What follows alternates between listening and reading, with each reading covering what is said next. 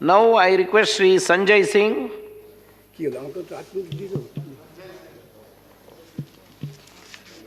धन्यवाद मान्यवर, आपने इस अति गंभीर विषय पे मुझे अपनी बात कहने का मौका दिया। मान्यवर, मैं महामहिम राष्ट्रपति जी के अभिभाषण के विरोध में अपनी बात कहने के लिए खड़ा हुआ हूं और मैं दुष्यंत कुमार की चंद पंक्तियों से अपनी बात शुरू करना चाहता हूं कि हो गई है पीर पर्वत सी पिघलनी चाहिए, हो गई है पीर पर्वत सी पिघलनी चाहिए, इस हिमालय से कोई गंगा निकलनी चाहिए और सिर्फ हंगामा खड़ा करना मेरा मकसद नहीं, मेरी कोशिश है कि ये सूरत बदलनी चाहिए। आज मुल्क में जो हालात है किसान के मान्यवर, आज क्या हालत कर दी गई है इस देश में। पिछले 76 दिनों से किसान आंदोलन पर है,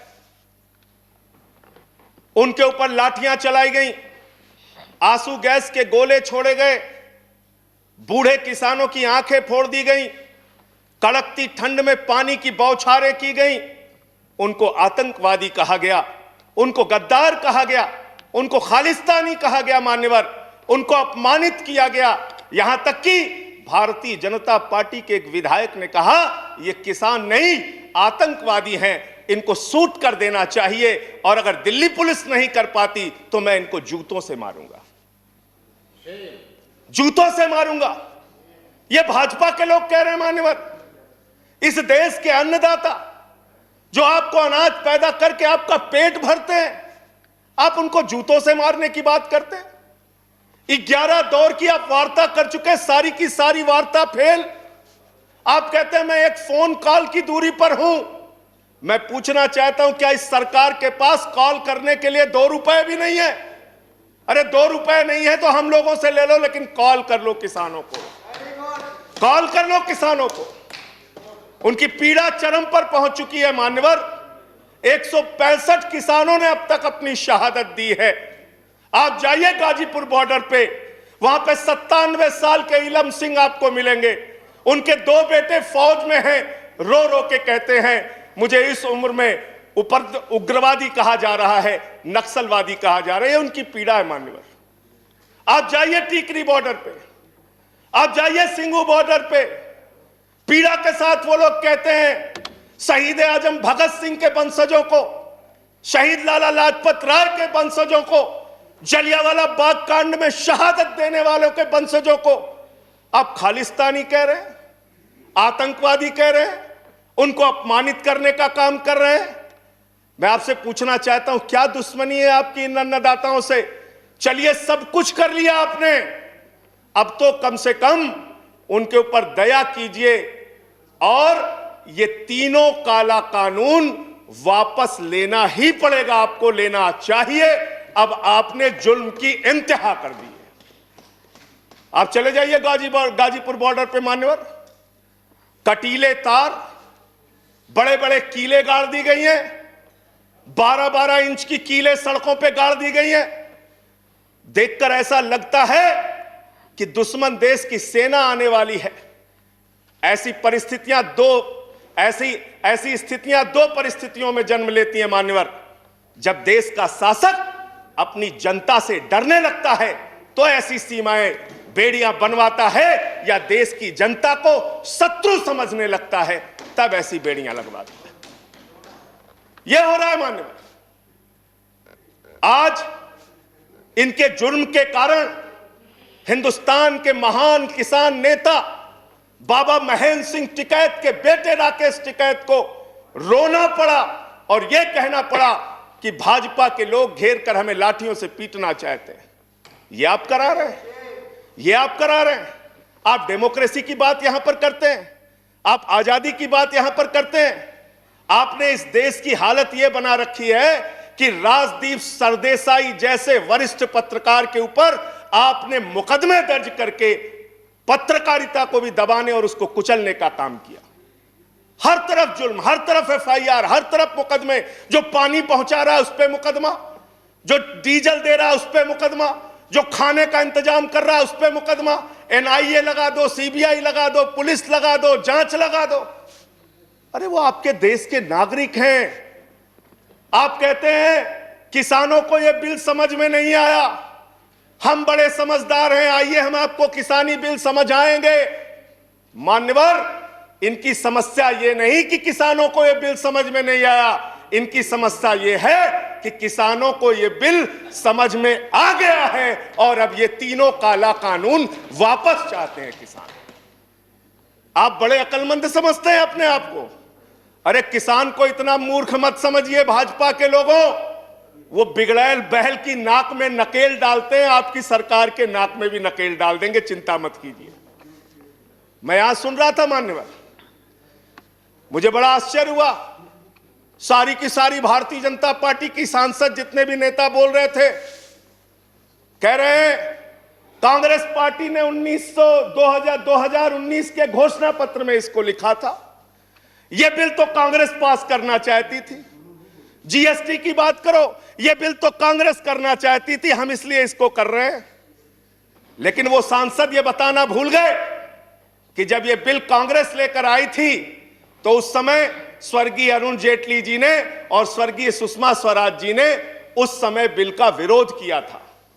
और कांग्रेस ने अगर 19 के घोषणा पत्र में इस बिल को शामिल किया था तो उनको तो 55 पे पहुंचा दिया, आपने तो लागू कर दिया, आपको 5 पे पहुंचा देगी, इस देश की जनता 5 पे पहुंचा देगी। इसलिए अगर आप कांग्रेस के सपनों को पूरा करने के लिए आए हैं तो जनता को भ्रमित मत कीजिए, अपनी पार्टी का नाम बदलकर भारतीय जनता पार्टी से कांग्रेस पार्टी कर लीजिए, कांग्रेस ए हो जाए, कांग्रेस बी हो जाए, जनता प्रचार करे। आप लोग समझें आप क्या कहना चाहते हैं, जनता तय कर लेगी। मान्यवर, इस बिल में क्या क्या लिखा है वो बातें आपको बता के और थोड़ी बातें कह के अपनी बात खत्म करूंगा। असीमित भंडारण की छूट दी गई है इन बिलों में, और वो क्यों दी गई है?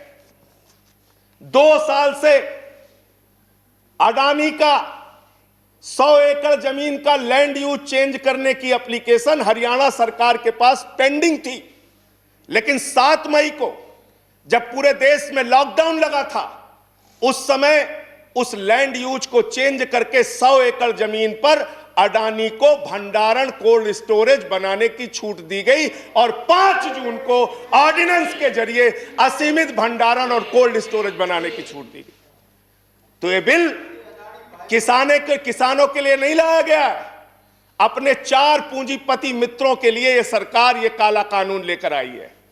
उन्हीं को फायदा पहुंचाने के लिए काला कानून लेकर आया गया है, उन्हीं के लाभ पहुंचाने के लिए काला कानून। यह सरकार 130 करोड़ हिंदुस्तानियों की सरकार नहीं है मान्यवर, यह सरकार उन 4 पूंजीपति लोगों की सरकार है जिनके लिए कानून बनाते हैं और जिनसे चंदा लेकर ये लोग चुनाव लड़ने का काम करते हैं। यह उनके लिए बनाई गई है मान्यवर। मान्यवर, इस सरकार में कहा गया दिल्ली के मुख्यमंत्री के बारे में कि किसानों का साथ दे रहे हैं, किसानों का साथ दे रहे हैं।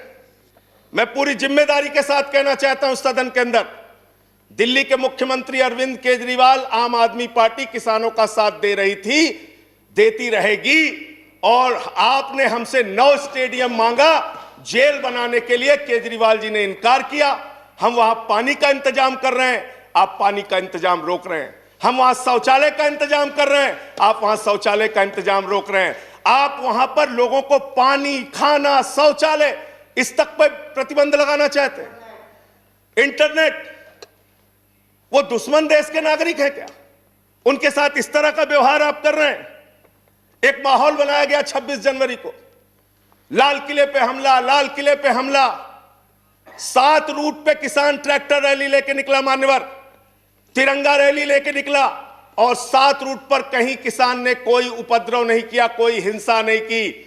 जो लाल किले पे लोग आए थे वो भारतीय जनता पार्टी के लोग थे जिन्होंने लाल किले पे हमला किया, जिन्होंने लाल किले पर तिरंगे का अपमान किया। और वो दीप सिद्धू जो भाजपा का नेता है, उसकी फोटो प्रधानमंत्री के साथ है, देश के गृह मंत्री के साथ है। भारतीय जनता पार्टी को इसका जवाब देना चाहिए कि भाजपा के नेताओं ने लाल किले का अपमान क्यों किया, तिरंगे का अपमान क्यों किया। मैं ये कहना चाहता हूं मान्यवर, आज वो दीप सिद्धू संजय जी कंक्लूड भागा फिर कीजिए। रहा है। सर सबको समय मिला, मुझे भी थोड़ा नो समय नो नो, दीजिए। I have given sufficient time. सबको समय दिया, मुझे भी समय नो नो दीजिए। नो, 10 मिनट देगी। सर 10 मिनट दिया मान्यवर, मैं। मान्यवर दीप सिद्धू भाजपा का नेता वो फरार है जिसने लाल किले पे हमला किया, जिसने तिरंगे का अपमान किया। अपनी घिनौनी राजनीति के चक्कर में ये लोग कहां तक जा सकते हैं, इसका सच है ये जो सामने आया है। आप एमएसपी देने की बात कहते हैं, आप कहते हैं हम इस देश के किसान को एमएसपी देंगे। बड़ी अजीब बात है मान्यवर, इस देश के किसान को एमएसपी देने के नाम पर क्या कर रहे हैं ये। मैं उत्तर प्रदेश की खबर बता रहा हूं। 10 धान के क्रय केंद्रों पर 10 अधिकारियों के खिलाफ एफआईआर हुई क्योंकि क्रय केंद्र में खरीद में एमएसपी में गड़बड़ी की गई। इसी तरीके से 1 रुपए किलो गोभी बिक रही थी तो किसान ने अपनी गोभी पे ट्रैक्टर चला दिया। उत्तर प्रदेश की खबर। बरेली के अंदर उत्तर प्रदेश में 3 करोड़ की धान खरीद हो गई कागजों पे, किसान का पता तक नहीं है। तो डेरेक ओब्रायन साहब, जो यूपी में खरीद हुई है वो भूतों की खरीद हुई है, किसान का पता नहीं, नाम दर्ज करके खरीद हो गई। 4 साल में गन्ना किसानों पे मात्र 10 रुपए इन्होंने बढ़ाया है उत्तर प्रदेश के अंदर, मात्र 10 रुपए मान्यवर। तो इसलिए ना आप एमएसपी देना चाहते हो, ना किसान को उसके फसल का दाम देना चाहते हो। असीमित भंडारण की छूट देकर आपने पूंजीपति मित्रों को यह सुविधा दे दी कि सस्ते में किसान से अनाज खरीदेंगे, सस्ते में किसान से फल खरीदेंगे, सस्ते में किसान से सब्जियां खरीदेंगे, उसका बड़े बड़े स्टोरेज में भंडारण करेंगे, जमाखोरी करेंगे, और जब बाजार में फल सब्जियों की कमी हो जाएगी, अनाज की कमी हो जाएगी, तो महंगे दामों में जनता को बेचेंगे। यानी आपने महंगाई को, जमाखोरी को, कालाबाजारी को इस बिल के माध्यम से लीगलाइज करने का, वैधता प्रदान करने का काम किया है। इस देश में महंगाई बढ़ाने का काम किया है, उसका रास्ता आपने खोला है। इसलिए भी ये बिल तीनों का तीनों काला बिल वापस लिया जाना चाहिए। Thank you. अंत में थैंक यू। अंत में एक बजट आपने पेश किया मानवर, बस खत्म करके अपनी बात को खत्म करूंगा उन्हीं बातों को। No please please conclude. Sir budget इन्होंने पेश किया है, I have to given. Budget के ऊपर और खरीद के ऊपर मैं लास्ट मिनट जो इनका बजट है चंद लाइनों में उसको कह के अपनी बात को खत्म करूंगा कि धरा बेच देंगे, गगन बेच देंगे। धरा बेच देंगे, गगन बेच देंगे, कली बेच देंगे, चमन बेच देंगे। अगर तुम ही यूं ही सोते रहे तो ये फर्जी राष्ट्रवादी वतन बेच देंगे, वतन बेच देंगे, वतन बेच देंगे। धन्यवाद माननीय। Thank you Sanjay Singh ji.